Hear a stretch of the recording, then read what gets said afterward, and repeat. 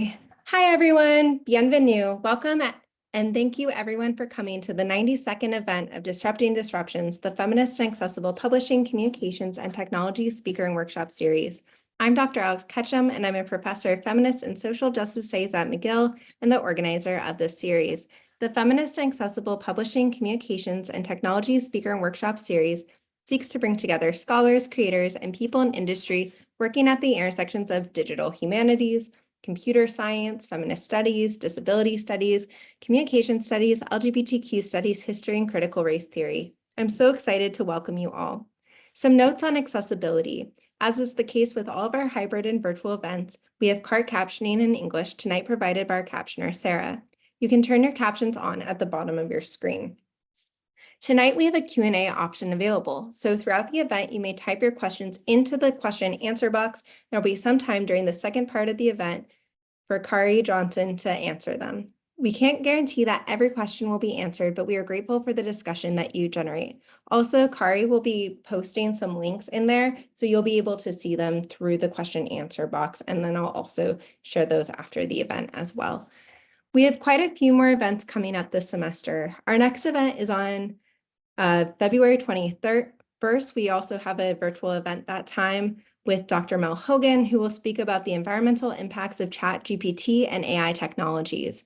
We've just added a new event also. On February 29th, the director, Asinajak, will be giving a talk. This event is in partnership with the Indigenous Futures Research Center.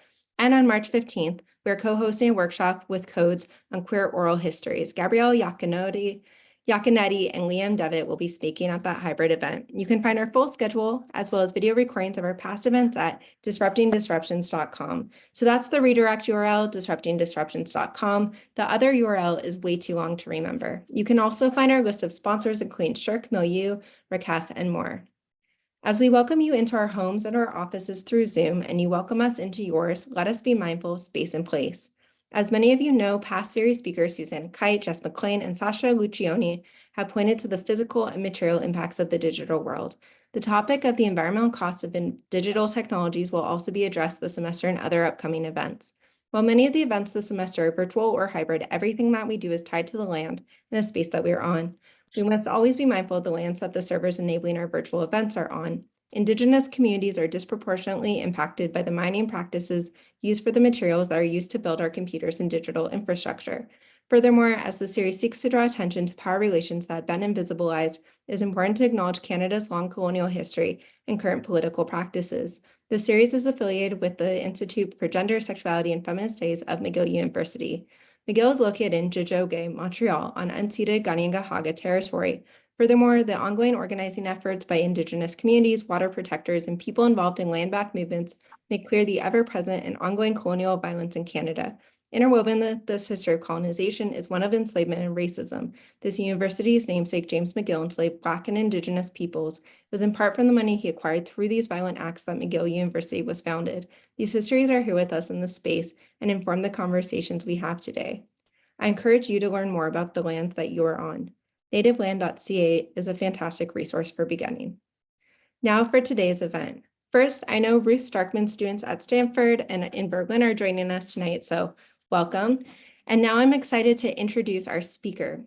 Khari Johnson is a tech reporter at Cal Matters. He was previously a senior writer for Wired, covering artificial intelligence and the positive and negative ways AI shapes human lives. Before that, he was a senior writer at VentureBeat, where he wrote stories about power policy and novel or noteworthy uses of AI by businesses and governments. And I'm excited to learn more about that today. So please join me in welcoming Khari. Thank you all so much for being here. Hi, thanks for having me. My name's Khari Johnson, and as she was saying, I'm a tech reporter at Cal Matters, and it's a nonprofit newsroom. I've been there for about 3 weeks now, and just beginning to dive in. But to tell you a little bit about myself up front, I grew up in San Diego. Hello. I am fourth of 5 siblings, and I went to San Francisco State. Something else to know about me, that I didn't know, that I found out recently, was apparently Farmer Bro, aka Martin Shkreli, aka the guy who tried to cheat a bunch of people out of their money and make them pay too much for their medication, doesn't like me. That might be all you need to know about me. That was an unexpected but genuine badge of honor.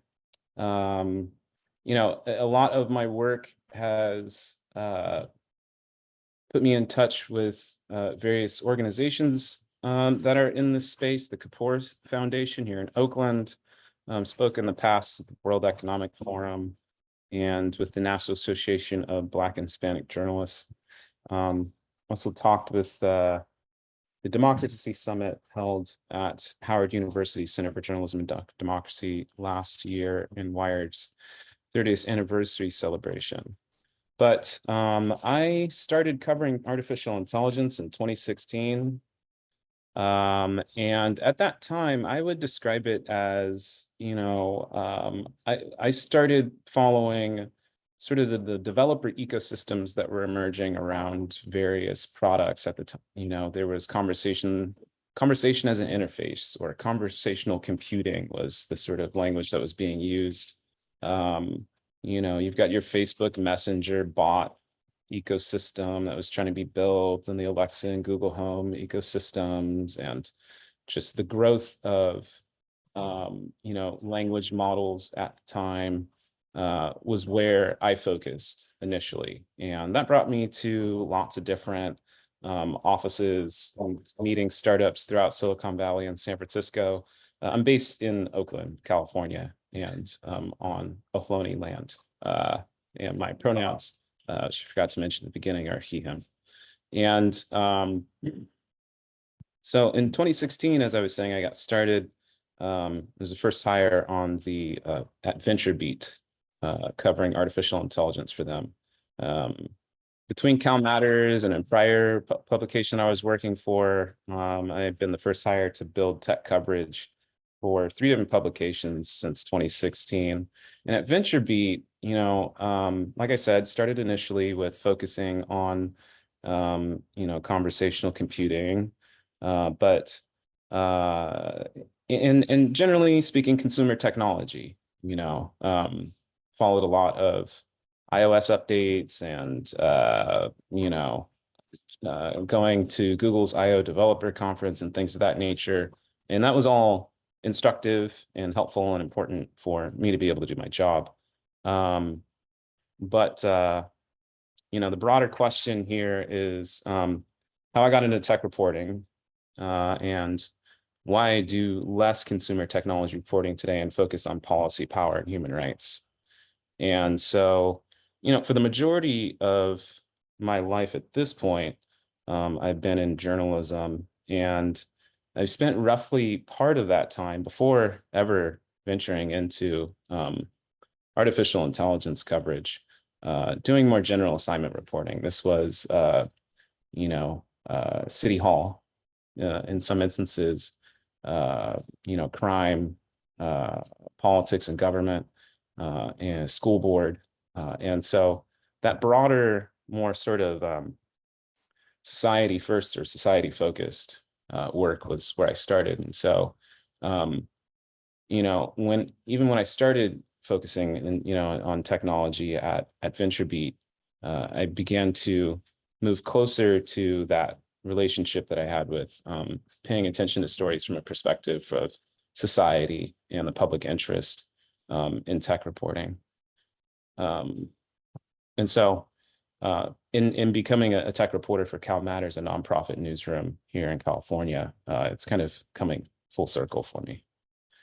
Some other lesser known parts about me and how I got into tech coverage is I would consider myself a lifelong student of social movements. I spent a lot of time paying attention to at San Francisco State, you know, the 1968 was the year of the student protests there, which were the longest in American history at the time. And so, you know, following how that came to be to create a college of ethnic studies there, was a big part of my education later in my career there, alongside political science and things like that. But so the persistent paying attention to social movements and thinking about that in the context of journalism and writing that first draft of history, as they say, is something that I've tried to keep a close eye on. The other side is, before I ever went to journalism school, I almost became a pastor. I learned in the church that I grew up in, I learned love and community and social justice, and intelligence, honestly, in my getting to know people through that community, was seminal for me early on. And at one point, it was pretty close in between going to journalism school or going to a seminary. And I think the corollary between the two is that close connection with community. And I view journalism as foundational to allowing people to become better neighbors, or doing the type of writing that can help bring community together. It's a big part of it. So let's see here.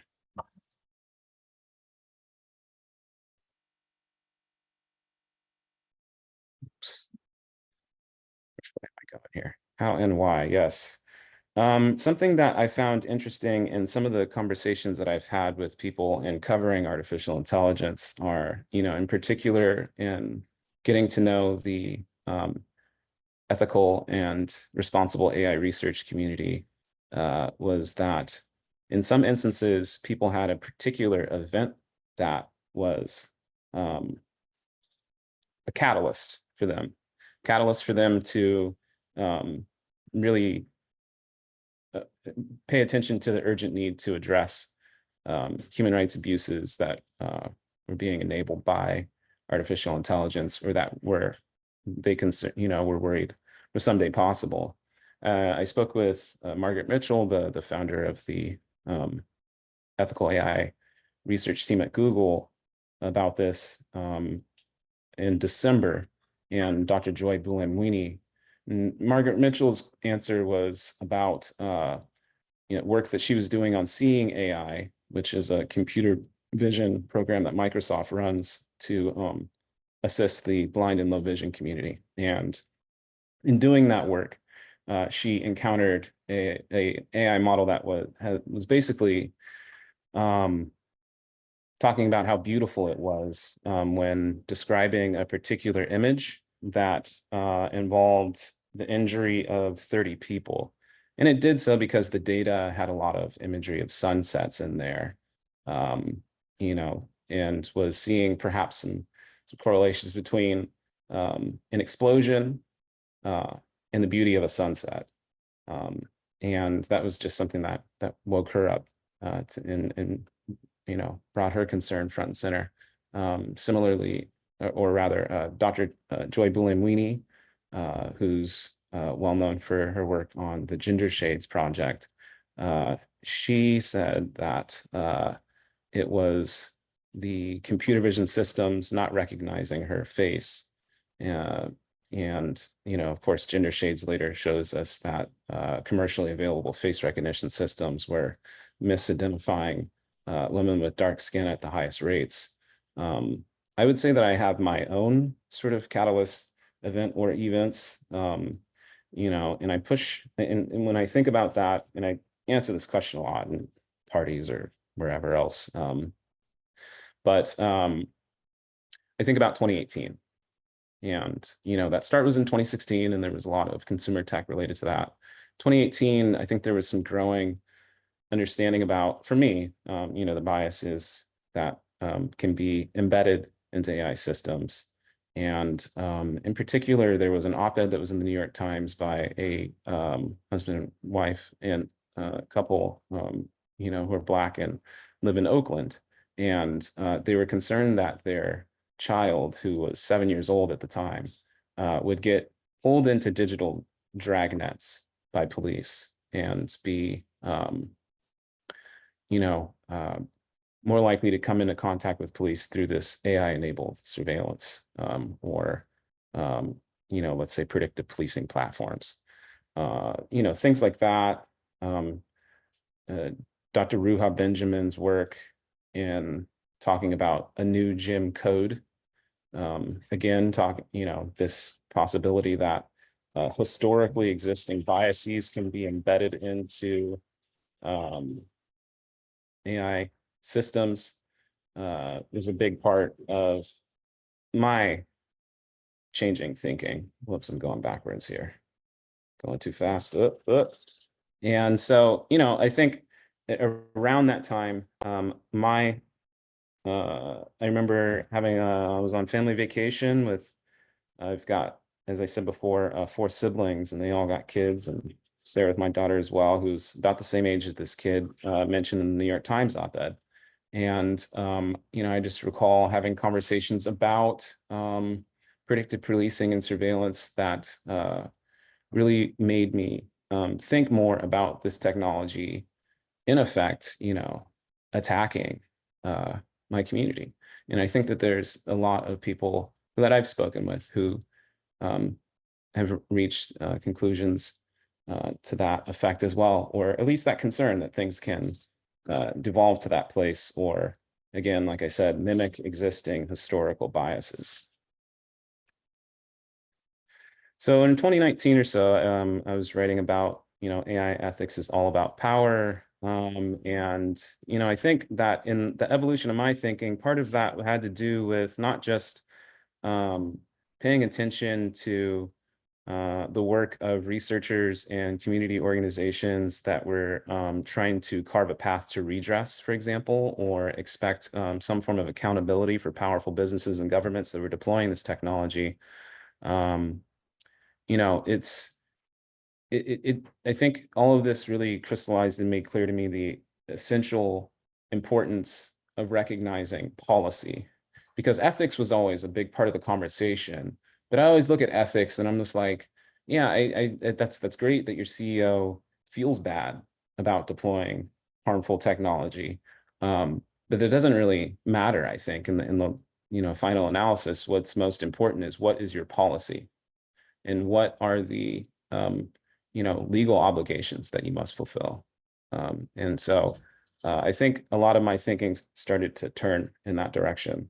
And as I mentioned, what was very helpful to me in this work is paying a lot of attention to the work of ethical and responsible AI researchers, and people who were auditing AI systems and trying to assess and evaluate and understand what sort of outcomes they may make that can lead to poor outcomes. And it certainly in my growing understanding of this, there is a group of Black women researchers whose work was indispensable to me. I think of Dr. Sophia Noble, Dr. Ruha Benjamin, Abebe Birhani, Timnit Jebru, I'm never going to say your first name right, Deb Raji, and Dr. Joy Bulamwini are some of the people who come to mind initially for me. And certainly in covering this area, the glaring it was always made clear to me the glaring parallels of the lack of diversity in technology, in research, and in tech newsrooms. I think that's really important to highlight, because all of these things are likely compounding and deciding what types of stories are written and what we actually see, in headlines. I think it's also important to appreciate the various ways that you can think about what diversity looks like. But something that this lack of diversity within all of these different spaces is something that is ever present, I think, in covering this subject. And I recall talking about something that I feel like articulates well this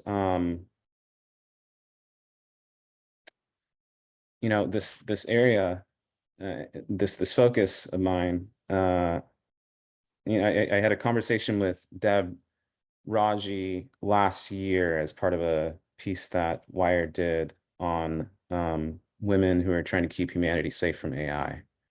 And I recall, part of her, what we discussed was that, I asked her about the similarities between Ida B. Wells and the work that she does, because she audits AI systems. And, she pointed out that the importance of documenting the harm, the evidence of the harm, in order for change to come about, that is part of the process. And I think that has been true in the past. I think of, the feminist side, killings near Maquiladores in Mexico, and the documentation that was necessary there in order for action to take place as well. And yeah, I think that there is an entire ecosystem of people who are trying to end human rights abuses, and I've tried to pay attention to the work that they've done. Similar to that, I was, sort of along this route of work, I was happy that I was there to speak with Timnate J. Brew. We did a really honest and open, I think, conversation about her time at Google shortly after she was fired. And, it's the sort of thing that I'm happy that I was able to do as part of my day-to-day job. Something else that I feel like came out of that growing understanding of the potential for harm that this technology can do was that I feel like it's really important for in appreciating that, highlighting humanity in all the ways that I can. I think that requires active listening. I think that requires appreciating that there's a lot that is outside of my experience, and I tried to. I think that it's something that you may not necessarily see in every single story, although it is part of the thinking.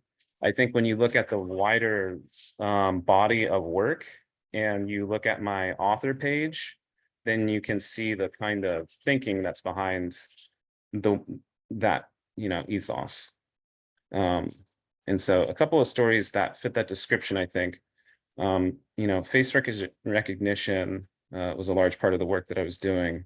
And, when I got to Wired, something that I was interested in making sure I was able to address was, having a way to have a conversation with some of the people who had been falsely arrested due to use of face recognition in a criminal investigation already. It was something that I didn't have an opportunity to do at VentureBeat, and I wanted to know more about them. And something that I felt like I was seeing in the reporting of that was that it's very easy. I think that there are examples of stories on that were analytical to what happened, what went wrong, right? Where there was a breakdown in these various systems that are associated with the deployment of this technology. There was, stories that talked about how these men's rights were violated. But what I chose to focus on in this particular story was the impact on the interpersonal relationships that they have with neighbors, coworkers, family, how it impacted their own family. Robert Williams' daughter, years after this, she saw her father arrested on their lawn, was still having challenges related to that her parents described to me in this piece. Niger Parks, a man who was falsely arrested in New Jersey and spent about a year trying to get rid of those, this charge, had his first conversation with his son about what it's like to be a Black man in America and speak, and deal with the police. It also raised questions amongst, his own family members of, because he had a past record, did you do this or not? And, eventually the exoneration came. But it's my understanding that those types of tensions had something to do with, the ending of the relationship that Najir had with his fiance. And so I think I tried to focus on the human story here that extends beyond the obvious civil rights abuse associated with denying somebody freedom, but there are harms that extend beyond that, that I think are part of telling the story of face recognition abuse, false arrests. Drew Harwell at the Washington Post recently wrote a piece about somebody who was sexually assaulted in Texas, I believe, following false arrests as well.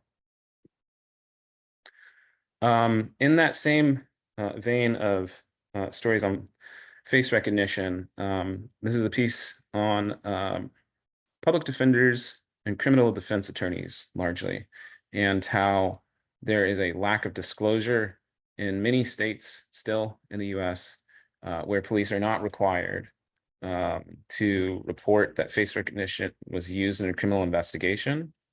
And, there are discovery laws that make this a requirement in places like New York, but it is not true everywhere.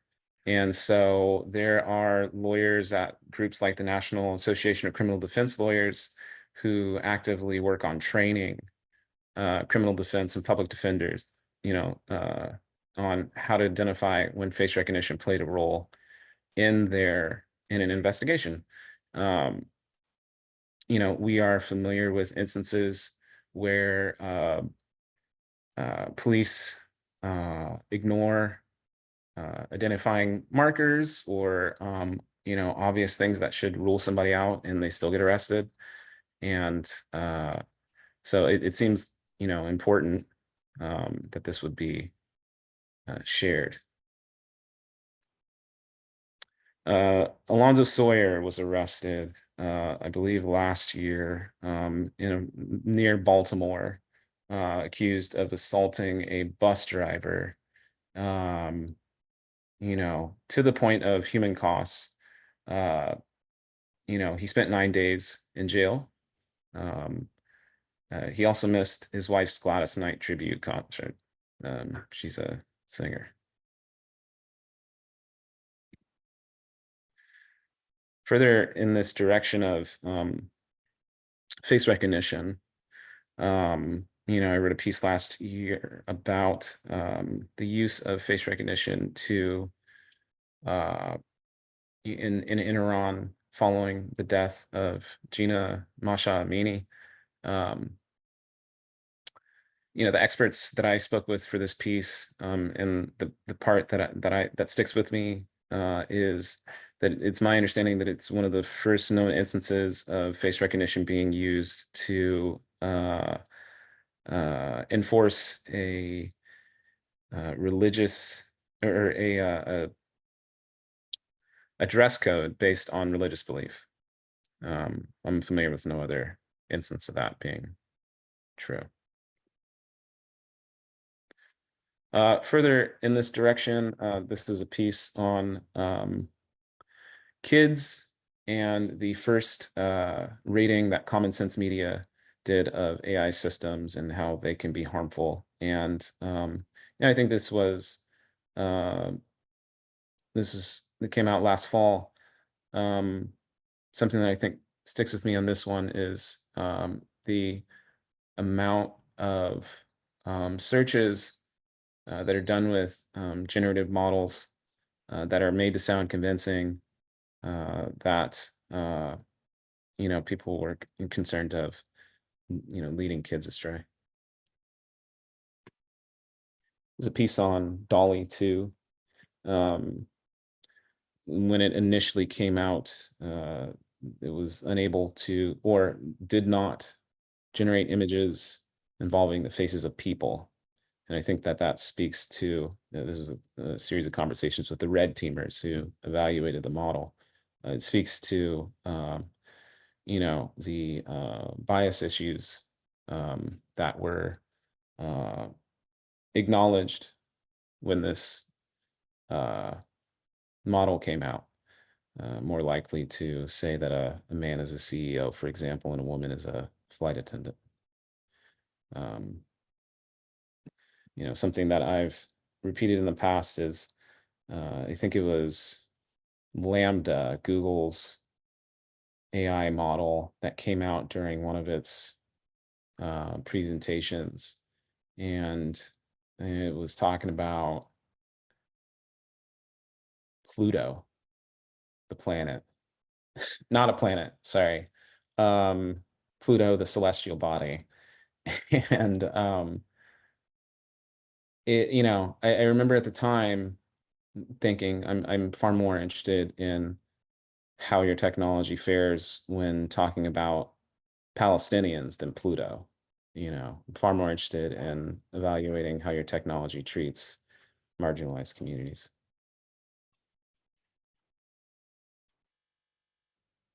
Let me just run through these things. ExoAbs is a project by researchers in South Korea, and it is designed to push against the abdominal muscles, and in doing so, at least in the case of one man there, was able to help him sing more, love singing, and it's an interesting project.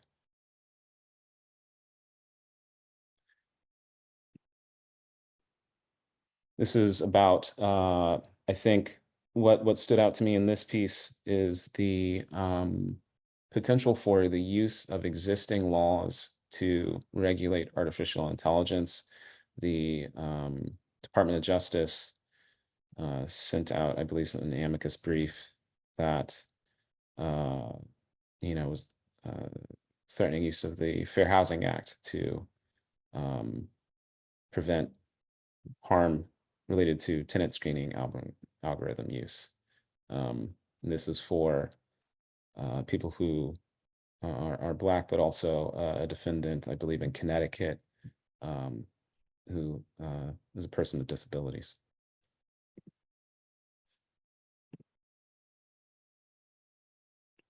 This is the most recent.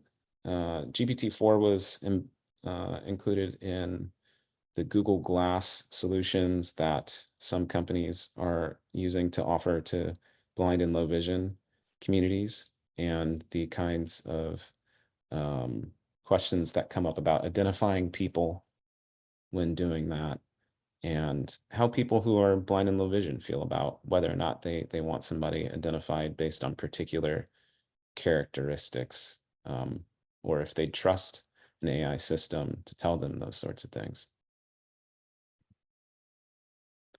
So that's all my writing in that direction.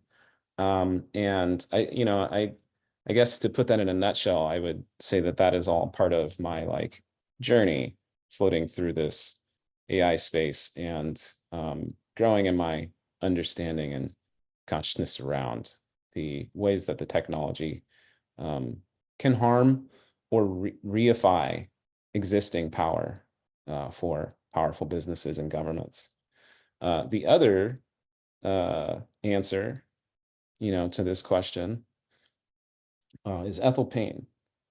Ethel Payne is my grandma's sister, my grandma Ava's sister, and she had the White House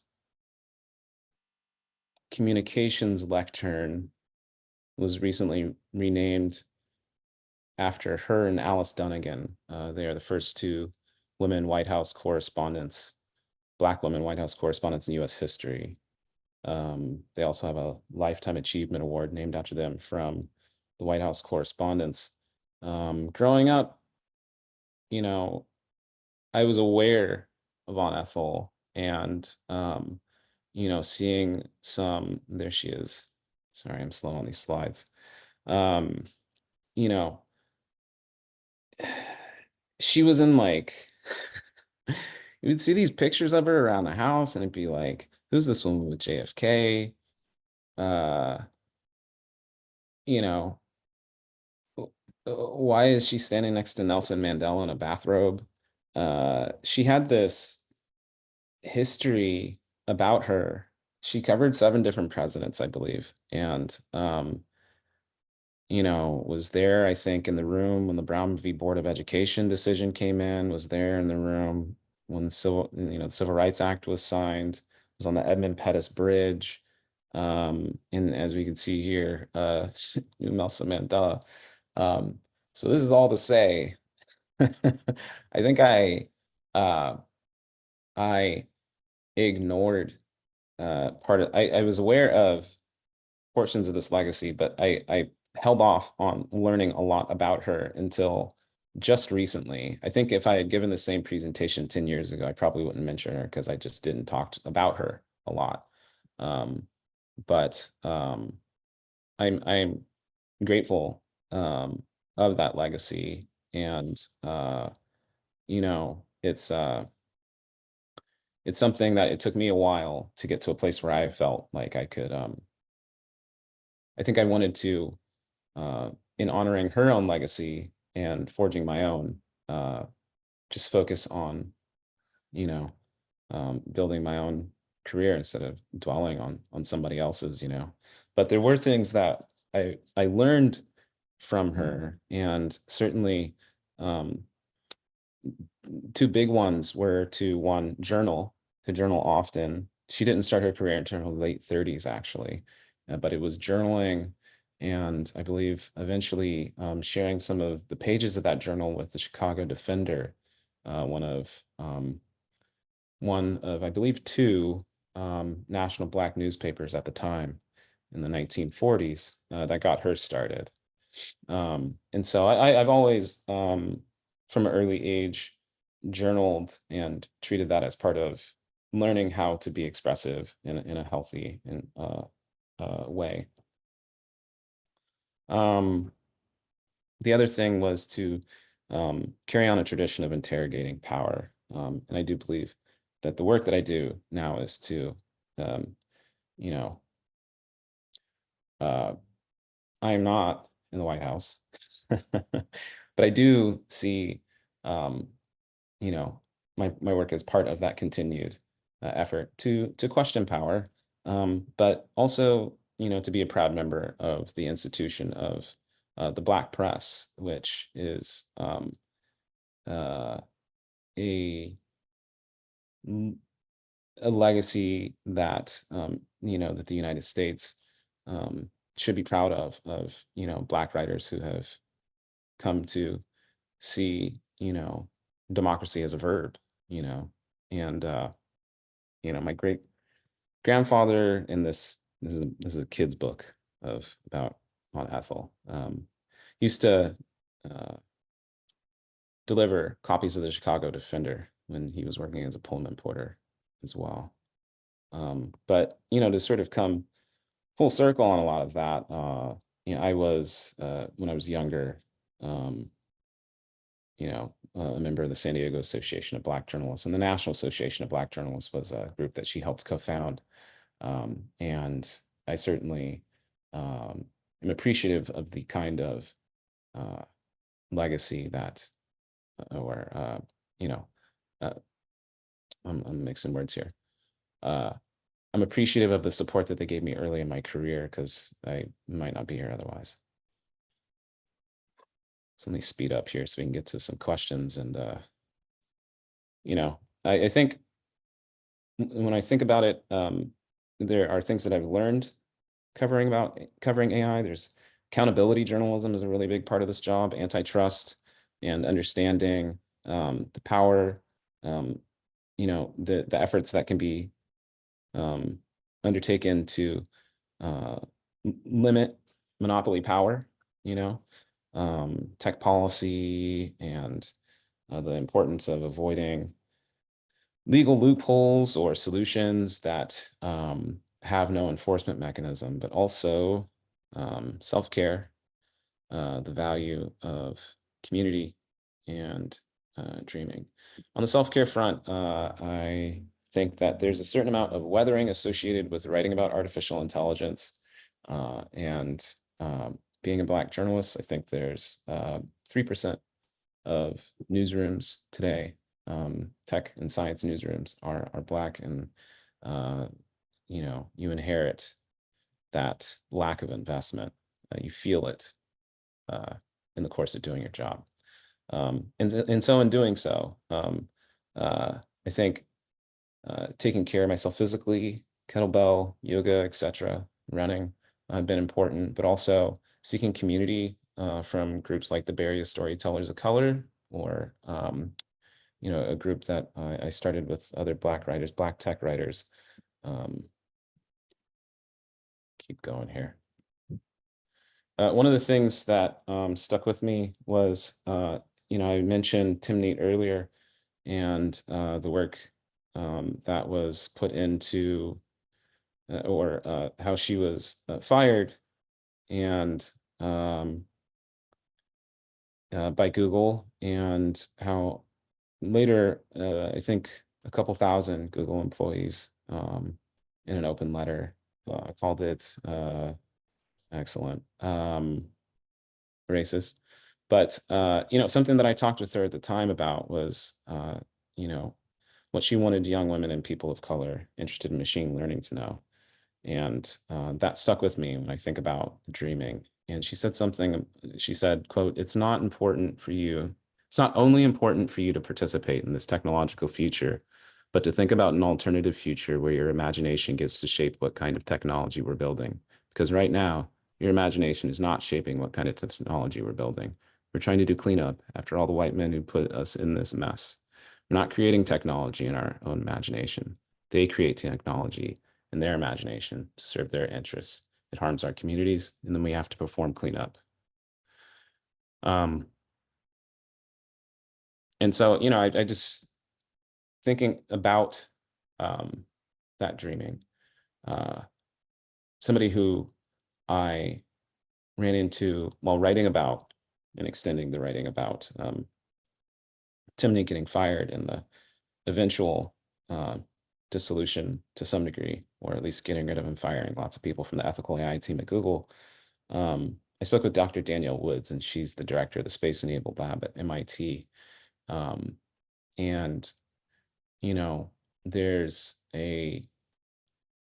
she really got me thinking about the growth of space programs outside of the United States, and the work that she's done with satellites and space agencies throughout Africa, and with something called Kyoto University in Japan to help emerging nations launch satellites. And so part of the dreaming for me, at least, has been to do more writing about space. Part of that was to write about the automated flight systems that are associated with Ingenuity, which I believe last week was its last flight, or that we know that it did nearly 90 flights ultimately. When I wrote the story, there was concern that the Martian dust that gets on top of the solar panels would crowd out the sun. That's how they always kill the things over there. But this autonomous flight system, and using these types of drones to explore the universe was really intriguing to me, and the type of development that happened at Ames Research Center here in California around autonomous flight systems for nearly 20 years before this flight that took place on Mars happened was really intriguing to me. It's also satellite imagery and machine learning, and how that's being used to solve problems. And of course, the practical limitations that exist with that enforcement mechanism is the key part there. But satellite imagery and machine learning helping to identify, let's say, roads within the Amazon rainforest to move, trees out of the space or things of that nature, and the ways that satellite imagery was being used in positive ways. Then there's the melting regolith attempts to build permanent structures on Mars that I wrote about earlier this year. And then last week, I believe, my final story came out in Wired. It is the culmination of the conversations that I had with Dr. Woods and Timi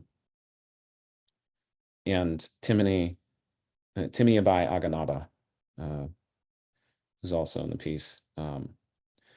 And it follows a team of young women lawyers through a space court, Manfred Lachs Space Law Moot Court. I didn't know that space law existed. Found out along the way in writing the story. But in juggling all of the stories that I talked about and mentioned earlier, writing these types of stories really gave me space to open up and really imagine things in different ways. And I really enjoyed that and was appreciative of Ramin Skiba and Kara Platani, some of my former colleagues from Wired, who were supportive of that. The other side is occasionally writing science fiction on the side, but so yeah. I know that was a lot. That was the whole presentation there. Amazing. Thank you so much. You have covered so many important aspects of AI and technology within your work, and I'm really excited for us to dig into it even more during the Q&A period. So for folks in attendance, I just want to remind you, you can write your questions into the Q&A box, and Kit and I will read them aloud, and Khari, you can also see them. We have a question to get us started from an anonymous attendee who writes, Thank you so much for sharing your experience. I appreciate how you engage with researchers. Given that this space is rapidly evolving and researchers, scholars are extremely busy, how do you reach out to them? What advice would you give to emerging journalists in this field? I think the emerging journalist question is it depends on, I guess, your experience in the space, but I wouldn't be discouraged if you don't have prior experience in technology. My experience in technology dates back to I was at Business 2.0 as an intern in the mid 2000s and got to know this industry a bit better when I was still in college. But I didn't really have much of that experience by the time I started writing about AI. I think today, when you think about the inventories of AI systems that state and federal agencies are being required to compile, the sorts of public record requests that can be made around the use of algorithms and automated decision-making systems by public agencies. I think there's a lot of ground there for people to get involved. I was talking about this with E.C. Lepowski, who's a great tech policy reporter, who I think the way I characterized it when we were talking is it sort of feels like triage. There are definitely not enough people asking questions about this stuff, in my opinion. So far as how do I reach out to researchers? I have a background, following like the Fairness, Accountability, and Transparency Conference, particular labs. I just, one of the things that when I was younger, I write a column called, I think it was called The Town.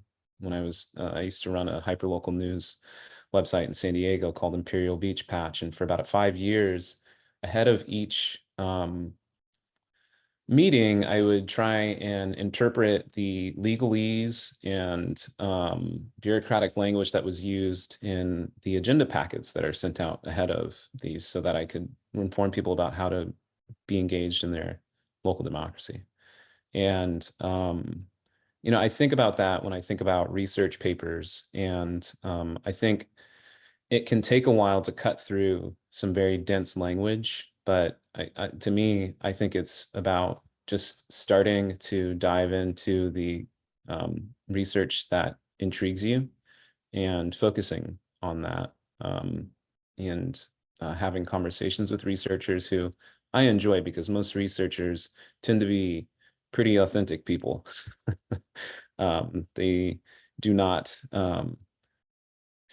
they are different than, let's say, like than other people in the tech field. So yeah. Thank you so much, Kit. Do you want to read the next one? Sure. Thank you very much, Khari. So this Sure. question is from Joanne. It reads, do you think that there will be an AI winter soon as some corporations lose interest? I think the AI winter question is kind of like the existential threat question. It's like, for who? It might be an AI winter for companies that, when the generative AI boom, I think, started with, let's say, ChatGPT in fall 2022, I think some of the conversations that I was having with, venture capitalists or funders or people you meet at things, was, how smaller companies compete in that space. Generative AI systems are built with these massive, corpuses of data. And so there are certainly like efforts out there, like the Lapa AI startup in South Africa that's trying to make language models that aren't as intensive. There are certainly researchers out there that focus on that challenge.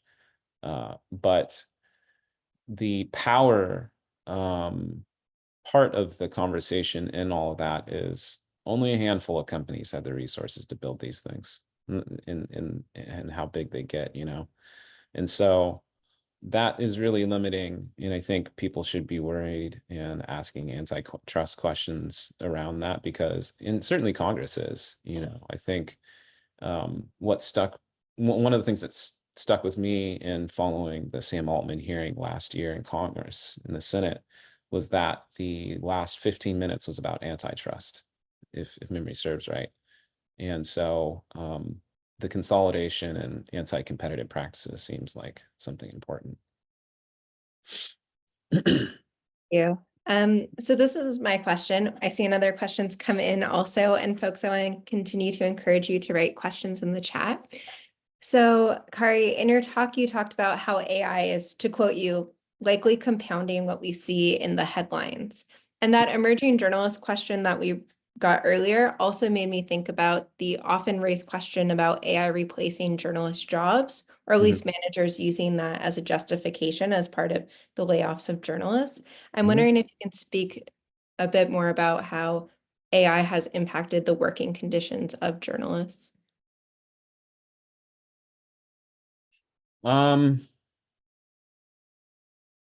That is challenging. I think we saw what happened at Sports Illustrated. And we saw what happened at BuzzFeed in terms of them using generative AI as part of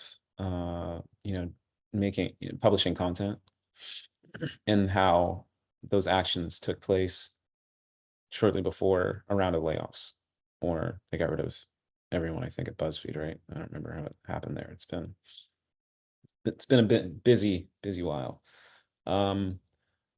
I think that that's a big part of the conversation. The loss of display ad revenue or other revenue streams seems like a larger or potentially more important thing to follow. The kind of, in the US, the reputation of like vulture capital groups buying up newspapers, which still turn profits, but not enough profits to not keep firing people. So I think that there are trends out there that are related to why there's been a series of layoffs of tens of thousands of people in the media industry, but I don't think it is. I don't think it's largely associated with AI. You know, should disclosure requirements become part of use of AI in any way, I think it would be interesting. It's interesting to think about how the space can evolve into you know, the types of news outlets that people use to try and extort people. Last year, I think it was like somebody got it's a face recognition company CEO, I think, got some order from a news outlet to take an action within 24 hours, and then he gets online and finds out that the news outlet doesn't exist and it's all generative models.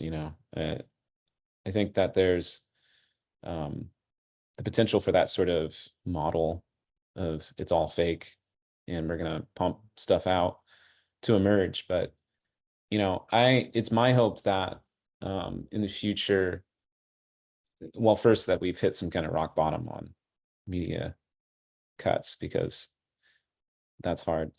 But it's my hope in the future that journalists will be seen as a kind of fiduciary to democracy, to information that you can trust, that somebody has gone through the steps of verifying that information so that you can have some clarity on making decisions in your democracy, in your community.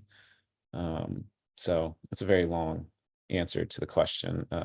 But I think that there are forces at play in the economics of journalism that I'm more concerned about than I am AI taking journalist jobs. Thank you so much. Kit, did you? Yeah. Yeah, very well said. So this one's from Peter. Reads, what's your take on AGI? Do you think tech leaders are using it to create an artificial existential threat to get funding and attract talent? Hey, Peter. My take on AGI is I tend to think about the AGI debates as a distraction to the existing threats and ways that the technology is being used. I think the amount of money from, for example, effective altruists who are interested in existential threat from that AI can pose is quite evident, and it seems to move the window on the types of conversations we have, and I think that's unfortunate. And so I think when I think about doing this writing, I think about staying focused and not distracted by hype cycles, or it's just kind of how are we going to make sure that people's rights are defended through the use of this technology when it's making decisions about healthcare and finance and education and other, whether somebody receives government services. I think those are the bigger concerns that I have. I think of the NH Predict AI tool, which is apparently denying people medical care in the United States, and there's a class action lawsuit against United Healthcare and some other large firms for that. I think about fraud detection tools that are denying people government services and how that can really ruin lives. And so I think that there's these kinds of examples out there where we don't have precise numbers on them, but a lot of people seem impacted. And so I think when I think about AGI, I just kind of move. I don't want to be distracted by something that doesn't exist. I want to be focused on the clear and present harms that are impacting people's lives. Thank you. Lizette asked another question related to AI bias, which you've been talking about in your presentation and in your work. So Lizette writes, there's a huge issue with AI bias and the propensity for it to perpetuate human biases within a society. And then Lizette thanks you for sharing the facial recognition examples. Lizette continues, do you think that there will be more issues with bias that we'll see in the future? And if so, where do you think it will be most prevalent? And how can companies be more accountable to averting this? That's a really good question, Yeah. and I would ask an expert. I feel like I talk to experts, and in doing so have gained some expertise, but I would not. I would say that there are certainly people who are focused on the ongoing evaluation of different systems, and I think that that's really important. But some of the examples that come to mind that could potentially be part of that, hiring algorithms, algorithms used in like video interviews or to automatically sort through applications seem like they could get some things wrong. There's some research, associated with, I think it was a German group of researchers that found like if somebody's wearing glasses in a video interview, or if there's a bookshelf in the background, that it can affect scoring during an interview, and that's concerning. I don't, we don't have set figures on how many people that's impacted, but that's something that comes to mind. Returning to fraud detection systems, that is the one that comes to mind most often. I think fraud detection systems are a great example of government use of artificial intelligence that can persist for years without notice, with poor justification, without figuring, without the analysis to make sure that the discrimination was taking place in the first place. And so it's just, I think, something that has a lot of, potential for harm. I think the Dutch example, Melissa Henkela, I believe, wrote a great piece on this, I think, for Politico. Is a really good one to look back to, because it's, I believe, making decisions based on a person's name not sounding Dutch, and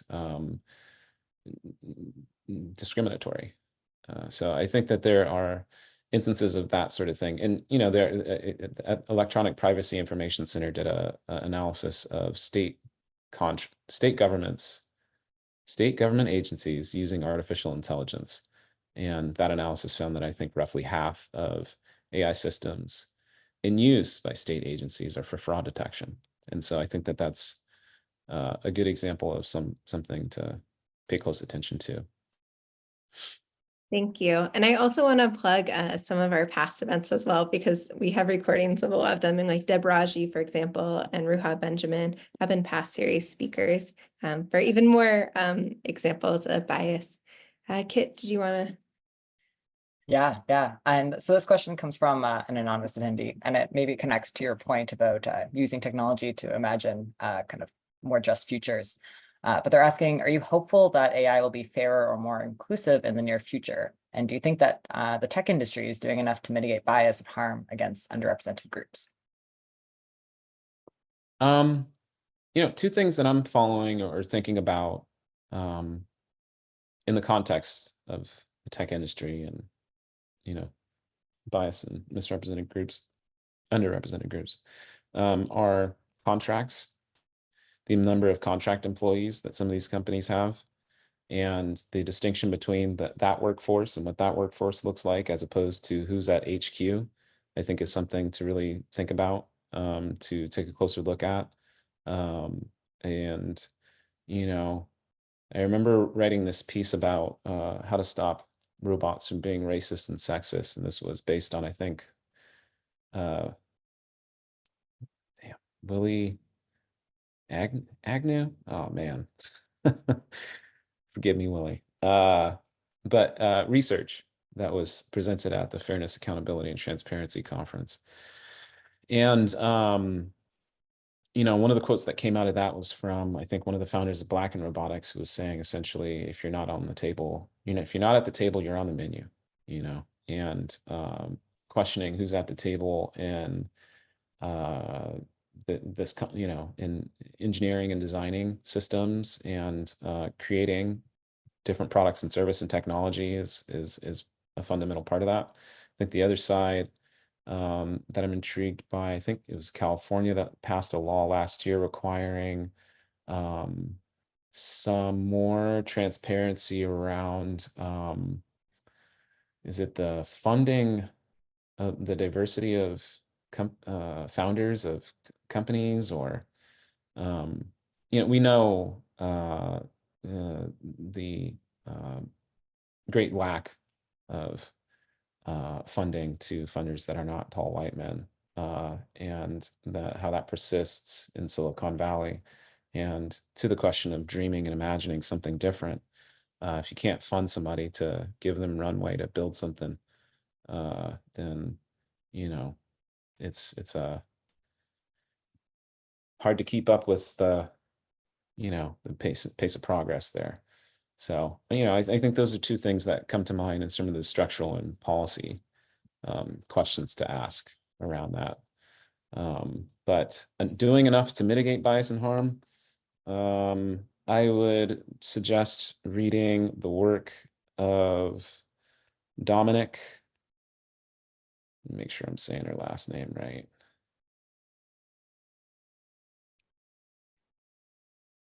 Nope, I'm not going to get it right now. Dominic at TechCrunch. Okay, sorry, Dominic. Dominic Midori Davis. She does incredible work in the question in answering questions and critical inquiry of funding of tech companies, and I would suggest reading her work for that. Thank you. Kit, did you have any other questions? I'm really curious about, you mentioned writing sci-fi. Do you have any stuff published or anything you'd like to plug or that you're working on right now? Nothing to plug. Hold on. I didn't finish that sentence. I was like, oh, I got something to plug. I joined recently an advisory board for UC Press. It's called the Co-opting AI book series. This is with some of the folks who are involved are Andre Brock, I believe his name is, and Karen Howe, who's of course one of my favorites in this space of asking these questions. And so nothing to plug on the science fiction side, but certainly if people have ideas for AI books that cut through the posturing, the hype, the sort of ethics washing that can so often take place in AI, to Google it, and you can write about it. So that's one thing, but no, nothing to plug on the science fiction side. I just sort of do that off to the side, and I enjoy doing that as a practice of, like I said, giving myself the space to be imaginative about how things could be different, or enjoying storytelling in fiction, because so much of my job obviously is nonfiction, and being able to play in a fiction space and just read, and write that type of work brings me joy, and that's important I think to hold on to and carry on when writing about this subject, because I think there is a kind of weathering associated with proximity to human rights abuses. Yeah, that's really powerful. Thank you. I'll check out the series too. Sure. Thank you. Yeah, and I saw some people from the press in attendance too. And thank you also to the students who came as well. Thank you for being here. And we don't have any other questions, and we're around our wrap-up time anyways. So I just want to thank you so much for your presentation, for your ongoing work. You've contributed so much to the journalism on these topics. So great pieces to read, and I really appreciate your work on that. I want to thank everyone who has come tonight. Please come to our other events, and you can also watch past video recordings at our website of other events, including folks that Khari mentioned tonight, including Andre Brock as well. Thank you to our captioner for today, Sarah. Thank you, Kit, for helping with the tech, and I hope everybody has a lovely evening. Thank you so much. Thank you.